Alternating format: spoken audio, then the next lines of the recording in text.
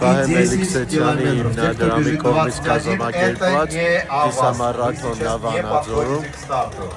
Մոտ 500 մասնակից է, 5, 10 և 21 կիլոմետր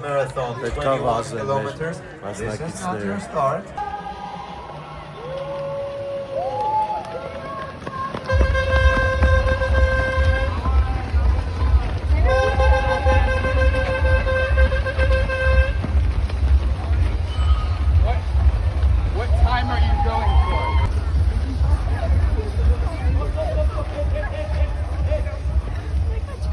Պրոֆեսիոնալներն են 21 կիլոմետրին են պատրաստվում։